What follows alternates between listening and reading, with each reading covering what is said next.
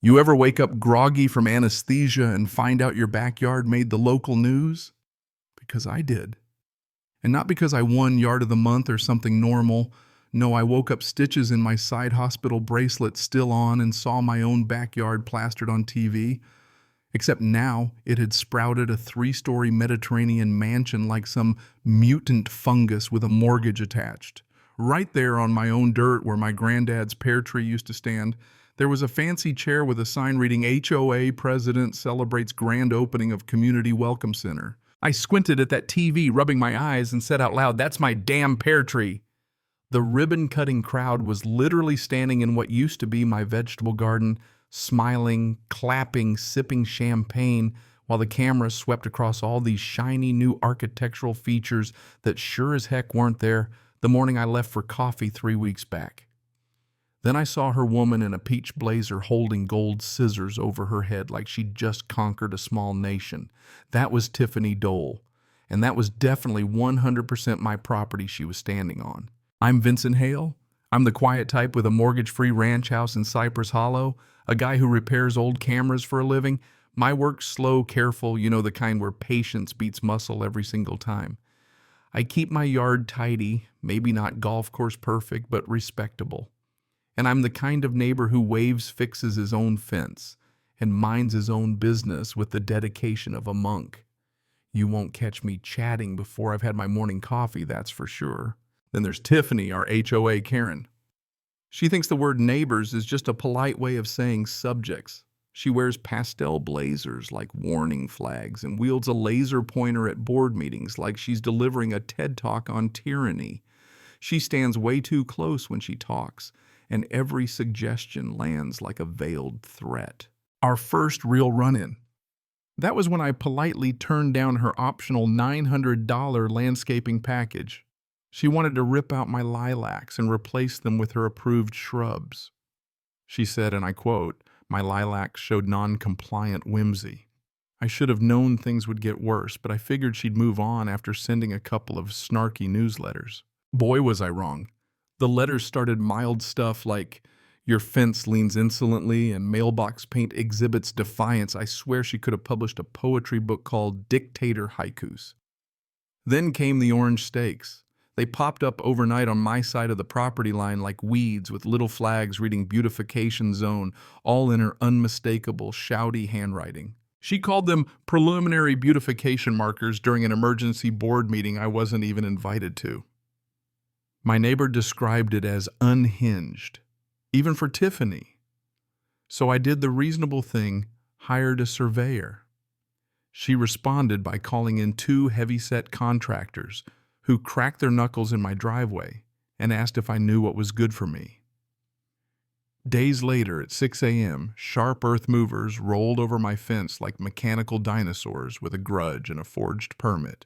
Tiffany announced the HOA's visionary project with the glee of a dictator unveiling a statue of herself, a welcome center complete with ballroom wine cellar, and a so-called meditation grotto, which, near as I could tell, was just a hole with some fancy tile. My surveyor put up these bright pink ribbons showing her stakes were 18 feet onto my property, so obvious you could park a truck in the gap. Next thing I know, Tiffany's got security guards camped on my lawn eating powdered donuts and glaring at birds like they're plotting union action. I tried to show them the survey, asked them real polite to leave. One of them accidentally shoulder-checked me right down my porch steps. Heard something crack "Hello ER." So now I'm limping, painkillers in hand, opening my mailbox, only to find a certified letter from Tiffany on official HOA letterhead with shiny gold embossing. This letter claimed I'd encroached on HOA property by existing on my own land.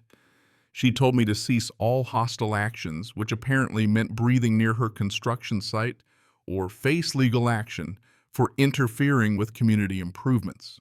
That was it. I'd played nice long enough. I hired a boundary attorney, the kind with an ad on every bench and fire in her eyes. Caroline. She took one look at my situation and grinned. "Oh, I'm going to enjoy this." I handed over a dusty old box of deeds and paperwork my granddad left me, stuff I'd barely looked at since inheriting the house. And that's where we found it. Buried in the fine print, my late granddad's unrecorded easement and a reversion clause. Get this, any HOA facility built on parcel 9 that's my land would instantly revert to the property owner if approvals were fraudulent or improperly obtained. Caroline's eyes lit up, like she'd just won the lottery. Next thing we know, we're looking at Tiffany's approvals, all stamped by a city planner who'd actually retired back in 2018 and now sells coconuts in Maui. And that's not even the half of it. All her contractor lien waivers had the exact same typos across 4 different documents. Either she hired the world's laziest forger or did it herself thinking nobody'd ever check. We filed for a temporary restraining order and a quiet title action faster than Tiffany could call another emergency board meeting.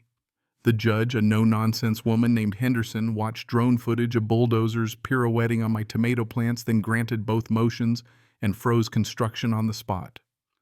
Her face during that hearing said, "Are you kidding me?" better than words ever could. County records confirmed the forged signatures within 48 hours. The district attorney caught wind and started sniffing around for permit fraud, falsified plats, and, oh yeah, assault. The DA's office sent investigators to talk to every contractor, every neighbor, even the guy who delivered the porta potties. Tiffany's goons got hauled in for battery and unlicensed security work. Turns out that's a big deal when you're threatening people on land you don't own. Meanwhile, the HOA kept stalling contractors about payment. So all those folks slapped mechanics, liens on the building, on the house, not on me, because everyone knew whose dirt it really was. The electrician alone was owed $43,000. And thanks to my reversion clause, those liens now stuck to my brand new trespassing mansion like barnacles on a stolen yacht. It was like flipping a light switch. The power dynamic just snapped. Tiffany tried to call an emergency board meeting to address the crisis, but the only person who showed up was her own husband, who spent the whole time scrolling his phone. In court, Caroline laid out the evidence like it was a greatest hits album of Tiffany's worst moments. The survey with pink ribbons you could see from space. The forged permits traced back to Tiffany's home computer. My ER report, fractured wrist and all. And the crown jewel, Tiffany's emails where she told her fellow board members, "Once we establish dominion, he'll cave like everyone else does. No one fights back when we control the narrative." The whole courtroom did that slow collective blink, the kind that means justice is about to hit like a truck. Judge Henderson quieted title to me, land, and structure.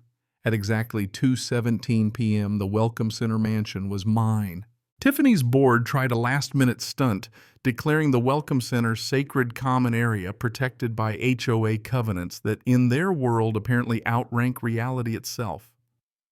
Judge Henderson just peered over her glasses and asked sacred to whom exactly before signing the order and telling the sheriff to set a lien auction for the house. Only one bidder showed up me with a lender who actually laughed when I explained the situation. "Easiest approval I've ever done," she said, still grinning. "I bought all the liens for pennies on the dollar, released them to myself, and my attorney said it was the most satisfying paperwork she'd filed in 20 years. Tiffany Dole indicted for 4 counts of forgery, 2 of fraud, 1 of conspiracy. The prosecutor went through each charge like they'd been waiting their whole career for this exact case. Tiffany got banned from any HOA board for a decade, sentenced to 6 months in county jail and 2 years of community service pulling illegal lawn signs across 3 zip codes. The judge tacked on anger management and over $200,000 in restitution to the contractors she stiffed. Her security goons pled out now direct traffic at the farmer's market wearing neon vests that say community service in letters you can see from a mile off. The HOA's insurance vaporized. Dues dropped to $20 a year, just enough to cover trash day. The whole board dissolved into a glorified group chat that only argues about recycling bins. As for me, I turned that ridiculous mansion into the Hale House, a free photography museum and neighborhood library. Strict shoes-off policy, by the way. There's a plaque in the foyer that says Welcome Center, actually welcome. After sentencing, Tiffany stood out front, rumpled blazer, laser pointer now in an evidence bag, staring at her phone like, Maybe, just maybe, she could scroll her way out of reality. She didn't say a word. Her hands shook as she read messages from former board members who'd already blocked her. And when a reporter asked her for a comment, she just turned and walked away. So tell me, after all, that do you think justice was really served? Or is there always another Tiffany waiting to sprout up where you least expect it? Drop your thoughts below. Ever had a neighbor go nuclear like this? Or maybe you've taken on a power-tripping HOA and lived to tell the tale. Let's hear it. Because sometimes you just have to stand your ground and watch the world finally make sense.